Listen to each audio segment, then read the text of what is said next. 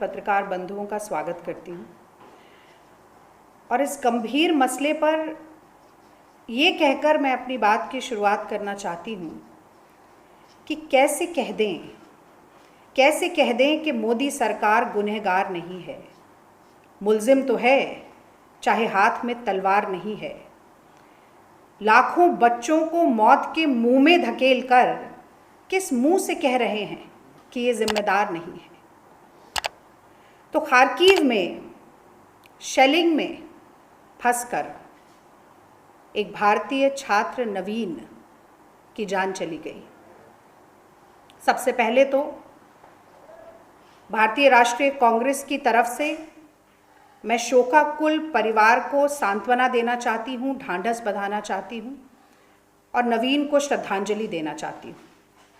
और इसी के साथ मुझे ये कहते हुए कोई गुरेज नहीं होगा कि विलुप्त होती दूरदृष्टि, गैर जिम्मेदारी, संवेदन शून्यता, निर्दयता और निष्ठुरता जो मोदी सरकार ने इस पूरे प्रकरण में दिखाई है, उसके कारण आज एक भारतीय छात्र, एक होनहार छात्र की जान चली गई। और अगर किसी दूध पीते बच्चे से भी ये बात पूछी जाए कि ये जिम्मेदारी किसकी थी कि यूक्रेन में पढ़ने वाला हर नागरिक, हर बच्चा सुरक्षित रूप से घर वापस पहुंच सके, तो एक दूध पीता बच्चा भी इस बात का जवाब देगा कि ये सरकार की जिम्मेदारी होती है, ये मोदी जी की जिम्मेदारी बनती है, ये विदेश मंत्रालय की जिम्मेदारी बनती है, ये भारतीय एम्बेसी की जिम्मेदारी बनती है। और जैसे जैसे दिन बीतते जा रहे हैं, एक के बाद एक वीडियो सामने आ रहा है। जैसे जैसे लाइव शो करते हुए हमें बहुत सारे मीडिया के पत्रकार दिख रहे हैं वॉर जोन में, उनके लाइव टेलीकास्ट के बीच में आकर छात्र कह रहे हैं कि हमें मदद नहीं मिल रही है, आप गलत बात मत दिखाइए। बंकर से हमारे पास वीडियोज आ रहे हैं, बॉर्डर पर खड़े हुए छात्र छात्राओं के वीडियो आ रहे हैं और कहा जाता है कि प्रत्यक्ष को प्रमाण की जरूरत नहीं होती। और एक ऐसा वीडियो मैं चाहती हूं कि आज की इस मीडिया बाइट में दिखाऊं। ये एक बच्ची है और हमारे बच्चे ने कॉन्फिडेंस दिखा के खुद चले गए। वो लोग वहां पे अपने रिस्क पे, अपने दम पे, आधे बच्चे अगवा हो चुके हैं। 3 लड़कियां हैं वो अगवा हो चुकी हैं। एक लड़की को हम खुद जानते हैं, वो टर्नोबिल यूनिवर्सिटी से है, वो 3 दिन से।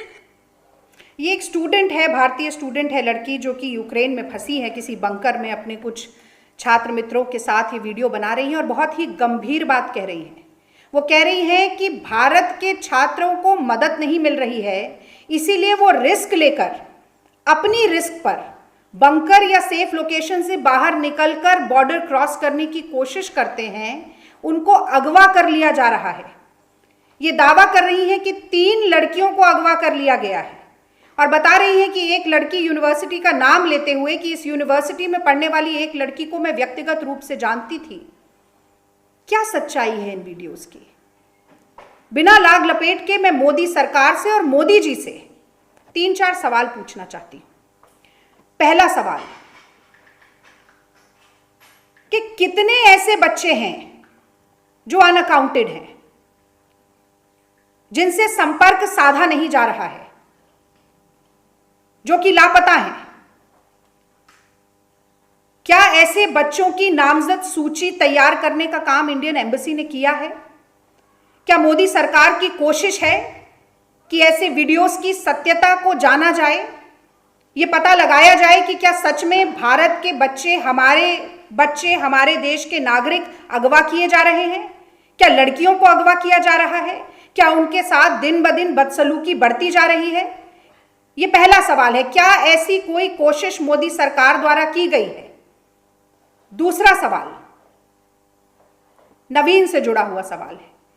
कितने ऐसे छात्र छात्राएं हैं, कितने ऐसे स्टूडेंट्स हैं जो कि खतरे के जोन में हैं, जो कि बमबारी के बीच में हैं, गोलाबारी के बीच में हैं, जो कि शेल फायर में फंसे हुए हैं या क्रॉस फायर में फंसे हुए हैं? क्या खतरे के जोन में जो स्टूडेंट्स हैं उनकी कोई सूची मोदी सरकार ने तैयार करने की कोशिश की है? क्या इंडियन एम्बेसी के पास ऐसी कोई जानकारी है कि इतने बच्चे हैं वो बंकर में हैं, इतने बच्चे हैं वो किसी सेफ प्लेस में हैं, किसी बेसमेंट में हैं, और इतने बच्चे हैं जो कि खतरे के जोन में हैं, जिनको एक इमीडिएट रिलीफ की ज़रूरत है या इमीडिएट सपोर्ट की ज़रूरत है। ये दूसरा सवाल है। और तीसरा सवाल मैं जानना चाहती हूँ कि एक विस्तृत इवैक्यूएशन प्लान क्या मोदी सरकार ने बनाया है? क्योंकि इवैक्यूएशन होगा, मंत्री भेजे जाएंगे, अब एम्बेसडर से बात होगी, ये तसल्ली, ये भरोसा जताया तो जा रहा है, लेकिन actions always speak louder than words. जमीन पर क्या हो रहा है? बंकर में फंसे हुए स्टूडेंट्स को किस तरीके से इवैक्यूएट किया जाएगा, उसका क्या प्रोसेस होगा? बॉर्डर पर खड़े हुए स्टूडेंट्स को कैसे बाहर ले जाया जाएगा, बॉर्डर क्रॉस किया जाएगा, सेफ पैसेज दिलाया जाएगा, उसका क्या प्रोसेस होगा? और जो खतरनाक जोन में बच्चे हैं, जिनकी जान पर बनाई है, उनको निकालने का क्या प्रोसेस होगा? क्या इस तरीके की कोई जानकारी मोदी सरकार दे सकती है? चौथा सवाल, और ये सीधा मोदी जी से सवाल है, बहुत महत्वपूर्ण सवाल है, क्योंकि मोदी जी की फॉरेन पॉलिसी हमेशा उनके पर्सनल रिलेशन से प्रभावित होती है। हमने देखा बिरयानी खाना, हमने देखा साड़ी शॉल डिप्लोमेसी, हमने झूला झूलते हुए भी देखा, गलबैयां होते हुए भी देखा, नमस्ते ट्रंप भी देखा। तो क्या मोदी जी ने व्यक्तिगत तौर पर कोई महत्वपूर्ण कोशिश की है रशिया और यूक्रेन के हेड ऑफ द स्टेट से बात करने की, या सरकारों से बात करने की, कि हमारे स्टूडेंट्स को सेफ पैसेज मिले, कि उनकी आर्मी ये बदसलूकी बंद करे, ये बदतमीजी बंद करे, ये लातों से डंडों से पीटना, ये गन शॉट फायर करना, ये हमारे स्टूडेंट्स के ऊपर इस तरीके की ज्यादतियां बंद हो सके? क्या मोदी जी ने कोई पहल की है? और पांचवा सवाल, ये कहा जा रहा है, इंडियन एम्बेसी कह रही है कि हम बॉर्डर कंट्री से बात कर रहे हैं, जो बातचीत अमेरिका जैसे देश 1 महीना पहले पूरा कर चुके थे, ताकि कोई प्रायर अप्रूवल ना लेना पड़े उनके नागरिकों को बॉर्डर क्रॉस करते हुए। क्या इंडियन एम्बेसी ने हॉलैंड, पोलैंड, माफ कीजिए, हंगरी, पोलैंड या रोमानिया, किसी ऐसे देश से बात की है? किस देश से बात हो गई है? कौन सा ऐसा बॉर्डर है जहां से हमारे स्टूडेंट सेफ पैसेज के साथ सीमा लांघ सकते हैं, कर सकते हैं? क्या ऐसी कोई जानकारी विदेश मंत्रालय के पास है, इंडियन एम्बेसी के पास है? और अगर इन पांचों में से कोई कार्रवाई नहीं की गई है, कोई सूची नहीं बनाई गई है, कोई विस्तृत इवैक्यूएशन प्लान नहीं है, मोदी जी ने केवल वोट की अपील करने के अलावा रशिया और यूक्रेन से कोई अपील नहीं की है अपने स्टूडेंट्स के लिए, तो मैं समझती हूं कि चाहे नमामि गंगे हो या ऑपरेशन गंगा हो, इनके नाम बड़े और दर्शन छोटे हैं। ये ऊंची दुकान तो है, पर इनके फीके पकवान हैं। और मुझे कहना पड़ेगा कि आज मोदी सरकार ने कहीं ना कहीं हमारे देश के बच्चों को, हमारे देश के नागरिकों को गोलाबारी के बीच, बमबारी के बीच, क्रॉस फायर के बीच, शेल फायर के बीच लावारिस छोड़ दिया है। और ऐसा लगता है कि आत्मनिर्भर होने की जो परिभाषा मोदी जी गढ़ रहे थे, वो यही परिभाषा है कि आपदा के समय में, कठिनाई के समय में आत्मनिर्भर छोड़ दिया जाए। इसे लावारिस छोड़ना भी कहा जाता है, और यही हमारे देश के बच्चों के साथ यूक्रेन में हो रहा है। और मैं एक बार फिर नवीन का जिक्र करते हुए ये कहना चाहती हूं कि अब बात केवल ये नहीं रह गई है कि आतंक के साए में या हिंसा के साए में या डर के साए में जीना पड़ रहा है, वहां पर एक पल डर से घिरा हुआ बीतता है। अब बात यह भी नहीं रह गई है कि खाना नहीं है, पानी नहीं है, पैसा नहीं है, बंकर में फंस गए। अब बात जान पर बनाई है, और इसकी गंभीरता मोदी जी को समझनी होगी। आज जब मोदी जी चुनावी भाषण देते हुए ये कह रहे थे कि घर घर जाओ और मेरा संदेश पहुंचाओ और मेरे लिए वोट बटोरो, तो नवीन की वहां पर जान गई थी, वही समय था। और मैं समझती हूं कि अब और देर ना हो जाए, नवीन जैसे और छात्र छात्राओं को ऐसी कठिन परिस्थिति से ना गुजरना पड़े, इसके लिए मोदी सरकार को, मोदी जी को कुछ पुख्ता कदम जरूर उठाना चाहिए। और एक बार सोचना चाहिए कि आज जब हम सब अपने परिवारों के साथ महाशिवरात्रि का पर्व मना रहे हैं, खुशी का अवसर है, तो कितने ऐसे परिवार हैं जिनकी जान जो है, जिनकी सांसें जो है वो हलक में अटकी हुई हैं, जिनको कुछ नहीं पता कि कल उनके बच्चों की क्या हालत होगी या क्या खबर उनके पास आ जाएगी। तो देश के अभिभावक होने के नाते मोदी जी चुनावी भाषण तो दीजिए, लेकिन कार्रवाई जरूर कीजिए। और एक कार्रवाई मैं चाहती हूं कि प्रहलाद जोशी के ऊपर भी जरूर होनी चाहिए। ये कह देना कि 99% बच्चे जो बाहर मेडिकल की पढ़ाई करने जाते हैं वो नीट की परीक्षा में फेल होते हैं, इसकी क्या तुक है? ये कहने का क्या मकसद है?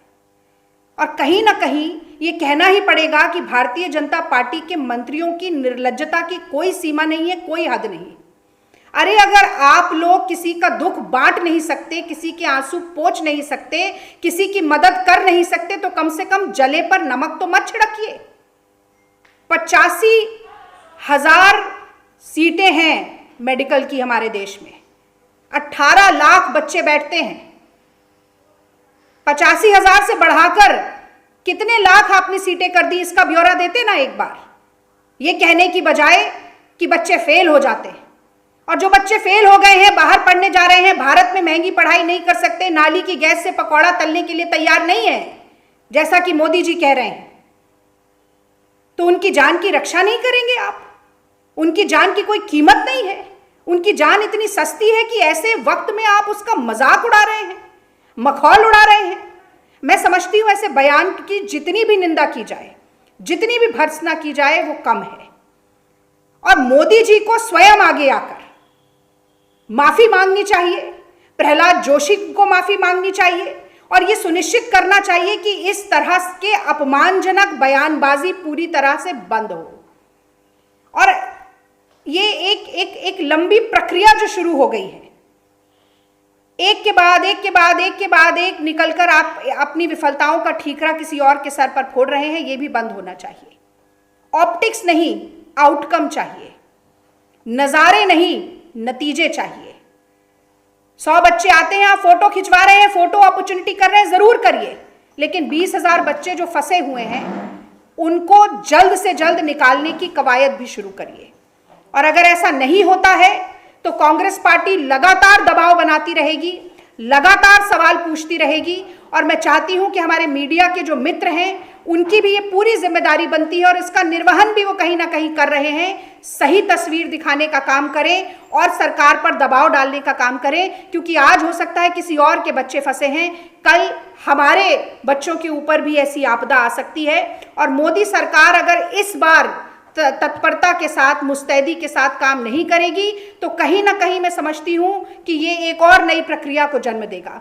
तो बहुत जरूरी है कि उन बच्चों को वापस लाया जाए। और ये जो 5 सवाल आज मैंने पूछे हैं, मैं जल्दी से एक बार फिर इनको दोहराना चाहूंगी। और वो 5 सवाल की नामजद सूची, कितने विद्यार्थी, कितने स्टूडेंट्स लापता हैं, नामजद सूची, कितने विद्यार्थी, कितने स्टूडेंट्स खतरे के जोन में हैं, डेंजर जोन में हैं, क्या किस तरीके का एक विस्तृत इवैक्यूएशन प्लान है, क्या मोदी जी ने स्वयं कोई पहल, कोई कोशिश की है कि वो बातचीत करें रशिया और यूक्रेन के साथ, क्या इंडियन एम्बेसी किसी भी बॉर्डर स्टेट से बातचीत करने में कामयाब हुई है? ये सारी जानकारी आज सार्वजनिक करना, माता पिता को ये जानकारी मिलना, बच्चों को ये जानकारी मिलना और भारत के हर नागरिक को ये जानकारी मिलना बहुत जरूरी है, और ये मोदी सरकार का कर्तव्य है।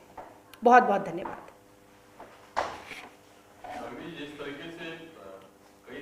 सामने आ रही है कि जो छात्र वापस आ रहे हैं भारत, उनके स्वागत के लिए हेल्थ मिनिस्टर गुलाब का फूल लेके खड़े हैं वहाँ पे। एक मंत्री हैं आरके सिंह वो उनको संबोधित कर रहे हैं। शहनवाज हुसैन का बयान आता है कि चांद पर अगर कोई रहेगा उसे भी मोदी सरकार वापस ले आएगी। ये जो क्रेडिट लेने की होड़ मची हुई है, क्या लगता है कि देर होने के बाद भी एक सरकार के अलग अलग लोगों के द्वारा एक क्रेडिट लेने की होड़ मची हुई है, उसे आप कैसे देखते हैं? देखिए, मुझे लगता है ये बात बहते हुए पानी की तरह साफ है कि जब नाक तक पानी आ गया तब मोदी सरकार ने हाथ पैर मारने शुरू किए, कि जब आग लग गई तब मोदी जी बाल्टी ढूंढने के लिए निकले कि अब बाल्टी में पानी भरा जाए और आग बुझाने की चेष्टा की जाए। और ये बात भी जग जाहिर है कि तमाम बड़े देश, चाहे अमेरिका हो, चाहे फ्रांस हो, चाहे जर्मनी हो, ब्रिटेन हो, 1 महीने पहले से इन्होंने अपने नागरिकों को आगाह करने की कवायद शुरू कर दी थी। और यही नहीं, जो बॉर्डर कंट्रीज हैं उनसे बातचीत करने की कवायद शुरू कर दी थी, ताकि बिना अप्रूवल के उनके देश के लोग पहले से पहुंच जाएं। और बहुत सारे वीडियोस जो सामने आए हैं उनमें ये तक कहा गया है कि पाकिस्तान भी अपने स्टूडेंट्स को बहुत हद तक बॉर्डर क्रॉस करवाने में पोलैंड के बॉर्डर से सेफ पैसेज दिलवाने में कामयाब रहा है। तो ये इन तमाम विफलताओं को ढांकने के लिए मुझे लगता है कि गाल बजाने का काम करना ज़रूरी हो जाता है मोदी सरकार के लिए, और वही वो कर रही है। दूसरे के गाल लाल हैं तो अपने को तमाचा मार के भी लाल करेंगे, और वही देखने को मिल रहा है। और ये बात मुझे लगता है बहुत सारी चीज़ें जो हैं, बहुत सारे मुद्दे ऐसे होते हैं जो राजनीतिक नफ़े नुकसान से परे हैं, और मुझे लगता है 20,000 छात्रों की ज़िंदगी बचाना भी उस राजनीतिक नफ़े नुकसान से परे बात है। तो ये श्रेय बटोरना चाहे बटोर लें, उससे कोई मुझे आपत्ति नहीं है, ना कांग्रेस पार्टी को आपत्ति है, लेकिन वो 20,000 छात्र जीवित वापस आ जाएं। मैंने कल भी ये बात कही कि घर वापसी घर वापसी घर वापसी का राग अलापने वाले अब उन 20,000 छात्र छात्राओं की सुरक्षित घर वापसी मोदी जी करवा दें, मोदी जी के मंत्री करवा दें। देर जरूर हो गई है पर दुरुस्त हो जाएं तो भी मैं समझती हूं कि ये एक बहुत बड़ी कामयाबी होगी। लेकिन अभी तक ऑपरेशन गंगा के नाम पर केवल अपनी पीठ थपथपाने और गाल बजाने के अलावा कोई काम नहीं हुआ। और जैसा कि मैंने कहा कि अगर मोदी जी खाली टनल में भी हाथ हिला सकते हैं तो उनके लिए नज़ारे बहुत महत्वपूर्ण हैं। तो नज़ारे आप बनाइए नतीजे देने के बाद, ऑप्टिक्स हो जाएं लेकिन आउटकम के बाद। आप तमाम सवाल कर रही हैं, लेकिन एक तरफ मंत्री खुद जा रहे हैं, चार मंत्री निकल रहे हैं 4 नेबरिंग कंट्रीज के अंदर लुक आफ्टर करने के लिए इवैक्यूएशन प्रोसेस को, लेकिन इस बीच एक बहुत बड़ा जो लैप्स दिखाई देता है सीधे तौर पर खुली आंख से, वो ये कि एक तरफ कहा जाता है कि सुबह में एक एडवाइजरी जारी होती है कि स्टूडेंट जहाँ हैं वहाँ रहें और उनके लिए इंतजाम किया जा रहा है, और विद इन 2 आवर्स की कॉल एडवाइजरी आ जाती है कि आप कीव छोड़ दीजिए बाय एनी मीन्स, आप ट्रेन से या किसी और भी तरीके से आप कीव छोड़ दीजिए। तो आपको लग रहा है कि वाकई जो आप सवाल कर रही हैं वो तो वाजिब है, क्या उस तरफ ये चीजें जा रही हैं कि कोई कंक्रीट प्लान के तहत ये काम हो रहा है, आपको लगता है? देखिए, मैंने कल की प्रेस वार्ता में भी ये बात कही कि तमाम एडवाइजरी जो इंडियन एम्बेसी ने जारी की हैं वो विरोधाभासी हैं। तो एक एडवाइजरी आती है, वो कह देती है कि आप गूगल मैप के ज़रिए आप कोई सेफ प्लेस ढूंढ लें, कोई बंकर ढूंढ लें और वहाँ चले जाएं। एक एडवाइजरी मतलब कि आपको गूगल मैप के सहारे भारत सरकार ने छोड़ दिया। एक एडवाइजरी आती है, वो बताती है कि इंडियन एयरलाइन की 3 फ्लाइट्स उड़ेंगी और वो तीनों फ्लाइट युद्ध शुरू होते ही रद्द कर दी जाती हैं। फिर कहीं से कोई सूचना आती है कि मुफ्त में ले जाया जाएगा, लेकिन मुफ्त जैसी कोई बात नहीं। स्टूडेंट्स खुद बताते हैं कि उनको 70-70 हज़ार रुपये तक का किराया देना पड़ रहा है। और जो आप बात कह रहे हैं वो तो बहुत गंभीर बात है। युद्ध क्षेत्र में जब लगातार एयर सायरन्स बज रहे हैं, जब कहीं पर भी बम्बार्डिंग हो रही है, जब गोलाबारी और बमबारी की कोई अंत की कोई गुंजाइश ही नहीं है, और एक छात्र की जान भी चली गई इसी शेल फायर के बीच में, ऐसे समय पर ये कहा जाए कि आप कीव छोड़ दीजिए, ये क्या कोई मजाक है? कैसे कीव छोड़ दिया जाए? कभी आप कहते हैं कि गूगल मैप के जरिए आप बंकर में छुप जाइए, कभी आप कहते हैं कि आप खुद आत्मनिर्भर होकर निकल पड़िए बमबारी के बीच में और जाकर आप राजधानी को छोड़कर कहीं और चले जाइए। जो बच्चे किसी भी तरह से कीव छोड़कर बॉर्डर तक पहुंचने की कोशिश करके सफल हो पाते हैं तो बॉर्डर पर उनको लाते जमाती है पुलिस, और उसके बाद गन शॉट फायर होते हैं। वहां पर कह दिया जाता है कि आप रोमानिया के बॉर्डर पर चले जाइए। तो ये क्या मोदी जी को ये सब कुछ मजाक लग रहा है? और एक ऐसे अपने आप को युग पुरुष कहने वाले मोदी जी क्या इतना भी नहीं समझ पाए पिछले 1 महीने में कि यूक्रेन और रशिया के बीच में कैसी तनाव की स्थिति बढ़ रही है और युद्ध होने वाला है? कि सब कुछ मैंने जैसा कि कहा कि नाक तक पानी आने तक वो रुके रहे, बैठे रहे, और अब केवल एक नीजर्क रिएक्शन देते हुए और कहीं ना कहीं अपनी फजीहत को बचाने के लिए ये कर रहे हैं कि हम मंत्री भेज दें, हम संतरी भेज दें, हम ऑपरेशन गंगा शुरू कर रहे हैं। अरे एक बच्चे की जान चली गई, कितने बच्चे हमें पता नहीं है कि वहां से बचकर वापस आ पाएंगे। रोज खबर आ रही है कि कुछ छात्र छात्राएं अगवा हो रहे हैं, पता चल रहा है कुछ लापता हो रहे हैं, और मोदी जी का मंत्रालय जो है वो यहाँ पर एडवाइजरी दे रहा है कि आप निकल जाइए कीव में। मैं समझती हूँ कि ये पूरी तरीके से गैर जिम्मेदारी का प्रत्यक्ष प्रमाण है, और इसी के साथ साथ सरकार की संवेदन शून्यता का भी प्रमाण है कि वो इस तरीके के विरोधाभासी एडवाइजरी जारी करके भ्रम, संशय और आतंक का माहौल खुद बढ़ाने का काम कर रहे हैं। कूटनीतिक फेल्योर नहीं आपको लगता?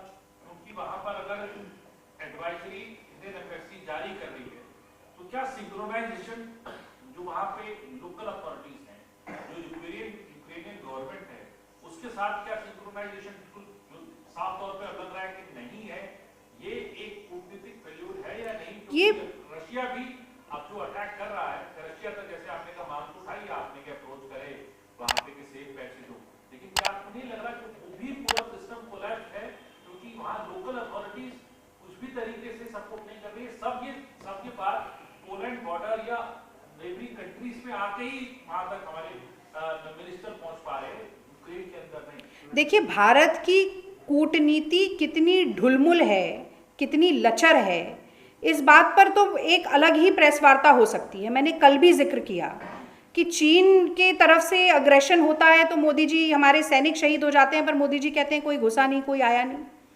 आप साड़ी शॉल डिप्लोमेसी करके आते हैं, रेड कार्पेट वेलकम ISI को देते हैं, और उसके बाद क्या होता है, हम पर ही इल्ज़ाम लगा दिया जाता है।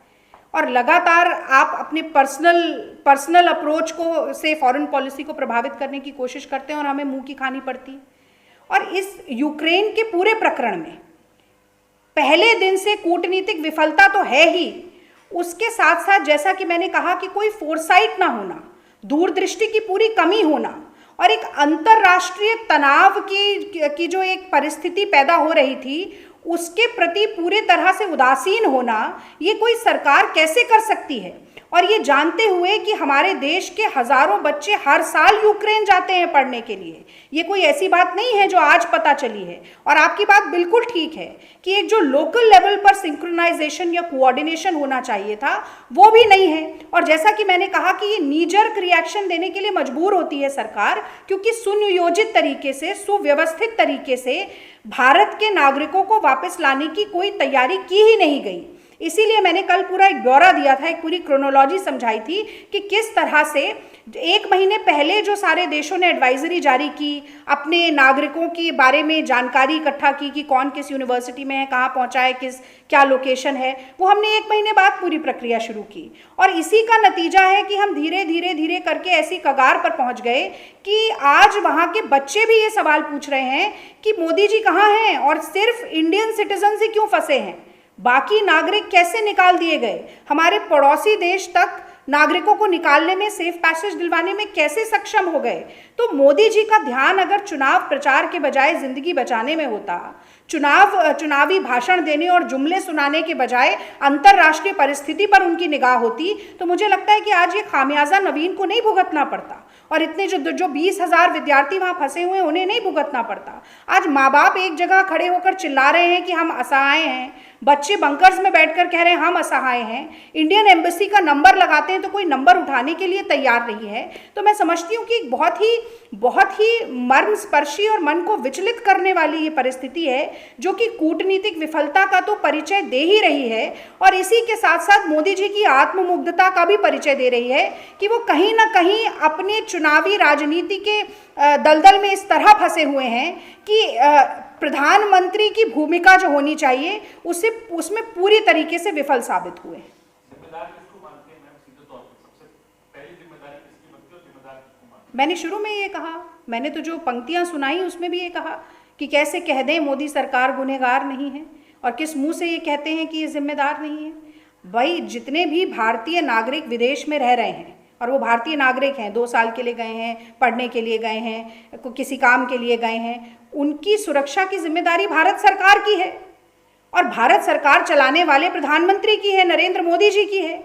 लेकिन आपके पास समय है मन की बात कहने के लिए, 1.5 घंटा भाषण देने के लिए। आप मणिपुर और उत्तर प्रदेश में वोट अपील कर रहे हैं, आज आप कह रहे हैं कि घर घर जाकर मेरा संदेश ले जाओ। अरे घर घर जाकर पहले ये संदेश पहुंचाइए कि हाँ मैं हूँ, मैं प्रधानमंत्री नरेंद्र मोदी जिसे आप लोगों ने प्रचंड बहुमत दिया है, मैं हूं। मैं सिर्फ चुनाव में भाषण देने के लिए नहीं हूं, मैं आपकी जिंदगी बचाने के लिए भी हूं। ये नरेंद्र मोदी जी को कहना चाहिए था, हर रैली से, हर ट्वीट से, हर सोशल मीडिया से लेकर, इलेक्ट्रॉनिक मीडिया से लेकर हर माध्यम के जरिए ये लोगों को बताना चाहिए था कि मैं हूं आपके लिए। और अगर नरेंद्र मोदी ये नहीं कर पाए हैं, अगर इतना भय है, इतनी कंफ्यूजन है, इतना भ्रम है, तो इसकी जिम्मेदारी सिर्फ और सिर्फ नरेंद्र मोदी जी की है, उनकी सरकार की है।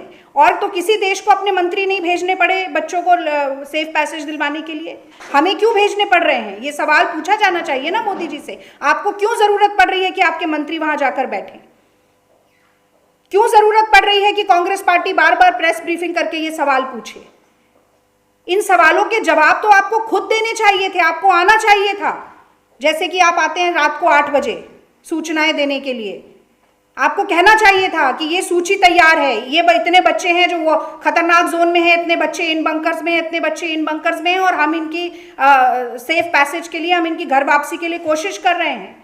पर सिर्फ जुमलेबाजी है, सिर्फ जुमलेबाजी है। मैंने कल कहा कि तारीख पे तारीख, तारीख पे तारीख, तारीख पे तारीख, अब इस तारीख को ये कर देंगे, इस तारीख को ये हो जाएगा, इस तारीख को ये। तारीख, बच्चों की जान जो रोज जा रही है, ये तारीख का इंतजार करेगी या आपके झूठ पे झूठ के सच होने का इंतजार करेगी? मैं समझती हूँ जिम्मेदारी मोदी सरकार की है, जिम्मेदारी नरेंद्र मोदी जी की है।